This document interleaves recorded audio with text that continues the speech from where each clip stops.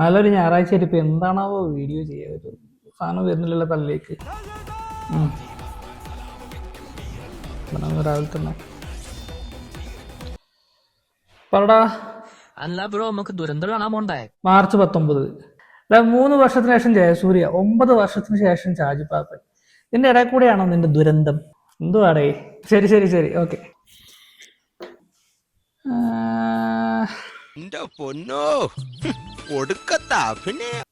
Welcome back to ജോട്ടെ speaking. നല്ല ഗുണ്ടു പൊട്ടുന്ന പോലെ തിയേറ്ററിൽ 18 നിലയിൽ പൊട്ടിയ ഒരു സിനിമയ്ക്ക് ഒരു സീക്വൽ വരിക എന്നുള്ളത് മലയാള സിനിമയിലെന്നല്ല, ഇന്ത്യൻ സിനിമയിലെന്നല്ല, ലോക സിനിമാ ചരിത്രത്തിൽ തന്നെ സംഭവിച്ചിട്ടില്ലാത്ത ഒരു കാര്യമാണെന്ന് പറഞ്ഞാൽ അത് അതിശയോക്തിയല്ല. ആട് 3-ാം ഭാഗമായിട്ട് നമ്മുടെ സ്വന്തം ജയസൂര്യ വരുമ്പോൾ ആ സിനിമയെ കുറിച്ച് ഒരുപാട് കാര്യങ്ങൾ നമുക്ക് പറയാനുണ്ടാവും. പക്ഷെ ആ സിനിമയെ കുറിച്ച് മറ്റ് ആരും പറയാത്ത കുറച്ച് കാര്യങ്ങൾ ഞാൻ നിങ്ങളോട് പറയും ഇന്ന്. ഒരു സിനിമ ഇറങ്ങുമ്പം അതിലെ നായക കഥാപാത്രത്തിന്റെ ആരാധകരായിട്ട് സിനിമാ പ്രേക്ഷകർ മാറുന്നത് ഒരു വലിയ സംഭവമൊന്നുമല്ല. കാരണം ഇതിനു മുമ്പ് ഒരുപാട് തവണ അങ്ങനത്തെ കാര്യങ്ങൾ സംഭവിച്ചിട്ടുണ്ട്. മംഗലശ്ശേരി നീലകണ്ഠൻ അല്ലെങ്കിൽ അറക്കിൽ മാധവനുണ്ണി, ഇങ്ങനെ പല ക്യാരക്ടേഴ്സിനും പല കട്ട ഫാൻ ഫോളോയിങ് ഉള്ള ഒരു സ്ഥലമാണ് കേരളം. പക്ഷെ ഒരു സിനിമ ഇറങ്ങുമ്പം ആ സിനിമയിലെ ടൈറ്റിൽ ക്യാരക്ടർ തുടങ്ങി വളരെ ചെറിയ ക്യാരക്ടേഴ്സ് വരെ പ്ലേ ചെയ്ത ആളുകൾക്ക് കൾട്ട് ഫാൻ ബേസ് ഉണ്ടാവുന്ന ഒരു സാഹചര്യം ഒരു പക്ഷേ നമ്മുടെ ഇന്ത്യൻ സിനിമയിൽ തന്നെ ഇതിനു മുമ്പ് സംഭവിച്ചിട്ടില്ലാത്തൊരു കാര്യമാണ്. പന്നിമറ്റത്തിൽ ഷാജിപ്പാപ്പൻ മാത്രമല്ല, നമ്മളുടെ അബുഭീകരനായാലും, നമ്മുടെ സ്വന്തം ഡൂഡായാലും, സാത്താൻ സേവിയർ ആണെങ്കിലും, നമ്മളുടെ SI ഷമീർ ആണെങ്കിലും, ഇവർക്കൊക്കെ ഉള്ള ആ ഒരു ഫാൻ ഫോളോയിങ്, പിന്നെ തീർച്ചയായിട്ടും PP ശശി, ഈ ക്യാരക്ടർ ഒന്നും ശരിക്കും മലയാളികൾ ഒരു കാലത്തും മറക്കാൻ പോകുന്നില്ല. അത്രയ്ക്കൊരു കൾട്ട് ഫാൻ ബേസ് ഉള്ള ഒരു സിനിമയാണ് ആട്.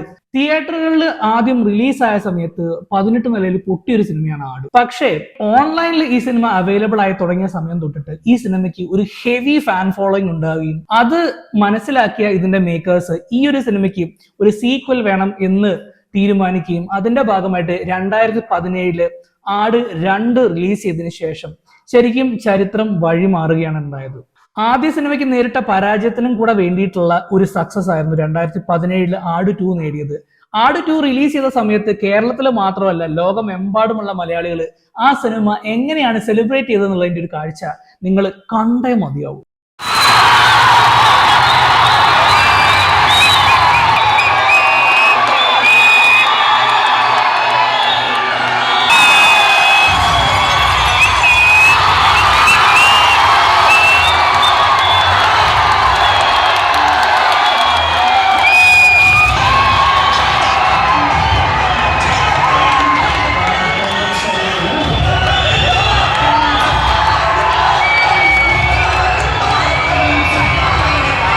തീർച്ചയായിട്ടും ഈ ഒരു മാർച്ച് 19 തിയേറ്ററിലേക്ക് പോകുന്ന ഞാൻ ഉൾപ്പെടെയുള്ള ആട് ഫ്രാഞ്ചൈസ് ഫാൻസ് എക്സ്പെക്ട് ചെയ്യുന്നത് ഇതുപോലത്തെ ഒരു സെലിബ്രേഷൻ ആണ്. തുടക്കം തൊട്ട് ഒടുക്കം വരെ ചിരിച്ചും മറിഞ്ഞ് നമ്മൾ വയറ് വേദനിച്ച് തിയേറ്ററിൽ നിന്ന് ഇറങ്ങി പോകുന്ന ഒരു സീൻ നമ്മൾ കുറച്ചു കാലമായിട്ട് മിസ് ചെയ്യുന്നുണ്ട്. ആ ഒരു സാധനം തീർച്ചയായിട്ടും നമ്മൾ ഈ സിനിമയിൽ നിന്ന് കിട്ടും എന്നുള്ള കാര്യം നമുക്ക് കണ്ണുടച്ച് വിശ്വസിക്കാം. നമുക്ക് എന്തുകൊണ്ടാണ് ആട് 3 മലയാളം സിനിമയിൽ വലിയൊരു ചലനം സൃഷ്ടിക്കാൻ പോകുന്നത് എന്നുള്ളതിനെ കുറിച്ച് ഡിസ്കസ് ചെയ്യാം. ഇവിടെ ഞാൻ ആദ്യമായിട്ട് പറയാൻ പോകുന്ന കാര്യം, 3 വർഷങ്ങൾക്ക് ശേഷമാണ് ഒരു ജയസൂര്യ സിനിമ തിയേറ്ററിൽ റിലീസ് ചെയ്യാൻ പോകുന്നത്. നമ്മൾ ലൈം ലൈറ്റിൽ നിൽക്കുന്ന സമയത്ത് തന്നെ ഇത്രയും വലിയൊരു ബ്രേക്ക് ഒരു നടൻ എടുക്കുക എന്ന് പറയുന്നത് തീർച്ചയായിട്ടും അത്ര കോമൺ ആയിട്ട് കാണുന്ന ഒരു കാര്യമല്ല മലയാളത്തില്. കത്തനാർ എന്നുള്ള ഒരു ബിഗ് ബഡ്ജറ്റ് പ്രോജക്ടിന്റെ ഭാഗമായിട്ട് ജയസൂര്യ മറ്റു പല സിനിമകളും കമ്മിറ്റ് ചെയ്യാണ്ടിരുന്ന ആ ഒരു കാലഘട്ടം ശരിക്കും നമ്മളെ യാഷ് KGF ശേഷം എടുത്ത ഒരു ബ്രേക്ക് ആയിട്ടൊക്കെ നമുക്ക് വേണമെങ്കിൽ ഇതുമായിട്ട് താരതമ്യം ചെയ്യാം. പക്ഷേ കത്തനാർക്ക് മുമ്പ് ആട് 3 ഏത് രീതിയിലായിരിക്കും കേരളക്കരയെ ഇളക്കി മറിക്കാൻ പോകുന്നത് എന്നുള്ളത് ഏറ്റവും കൂടുതൽ ആകാംക്ഷയോടെ നോക്കി കാണാൻ പോകുന്ന ഒരാള് തീർച്ചയായിട്ടും ജയസൂര്യ തന്നെയായിരിക്കും. ആട് 2 നമ്മളിലേക്ക് എത്തിയത് 2017 ഏകദേശം 9 വർഷങ്ങൾ കഴിഞ്ഞ് 2026 ഇതിന്റെ 3-ാം ഭാഗം വരുന്നത്. ഈ ഒരു കാലയളവിനിടയിൽ മലയാള സിനിമ പ്രേക്ഷകർ ഒരുപാട് അങ്ങോട്ട് മാറിക്കഴിഞ്ഞു. നമ്മൾ ഭയങ്കരമായിട്ടുള്ള വെറൈറ്റി കോണ്ടന്റ് എൻജോയ് ചെയ്യാനും ഡിഫറെന്റ് ആയിട്ടുള്ള സിനിമകളെ ആക്സെപ്റ്റ് ചെയ്യാനും തുടങ്ങിയ ഒരു കാലഘട്ടമാണ്. അപ്പൊ ആട് 1-ാം ഭാഗം ഇപ്പോഴായിരുന്നു നമ്മളുടെ മലയാളക്കരയിൽ റിലീസ് ആയിരുന്നെങ്കിൽ എനിക്ക് 100% ഉറപ്പാണ് അതൊരു തിയേറ്ററിക്കൽ ബ്ലോക്ക് ബസ്റ്റർ ആയെന്നുള്ളത്. പക്ഷെ ആ ഒരു കാര്യം മാറി ഇപ്പോഴത്തെ ഒരു സാഹചര്യത്തിൽ മലയാള സിനിമയിൽ ഈ ഒരു സിനിമ റിലീസ് ചെയ്യാൻ ഏറ്റവും ഐഡിയൽ ആയിട്ടുള്ള ഒരു ടൈമാണ് മാർച്ച് 19. ഇനി പറയാൻ പോകുന്നത് മറ്റൊരു വളരെ ഇമ്പോർട്ടന്റ് ആയിട്ടുള്ള പോയിന്റ് ആണ്. വിനായകൻ എന്നുള്ള ഒരു ആക്ടർ നേടിയ പാൻ ഇന്ത്യൻ റീച്ച്. കഴിഞ്ഞ ഒരു 5-6 വർഷത്തിനിടയിൽ അദ്ദേഹത്തിന് ഓൾ ഇന്ത്യ ലെവലിൽ നേടാൻ പറ്റിയ ആ ഒരു ആക്സെപ്റ്റൻസ് ഈ സിനിമയ്ക്ക് വലിയൊരു വൈറ്റൽ ഫാക്ടർ ആയിരിക്കും. നമ്മൾ ട്രെയിലറിലും അത് കണ്ടു. ആ ഒരു ക്യാരക്ടർ, ഡൂഡ് എന്നുള്ളൊരു ക്യാരക്ടർ, ആ ക്യാരക്ടറിന് ശരിക്കും ഷാജി പാപ്പനുള്ള അത്രയും തന്നെ കടുത്ത ആരാധകർ കേരളത്തിലുണ്ടെന്നുള്ളത് ഒരു നഗ്നമായ സത്യമാണ്.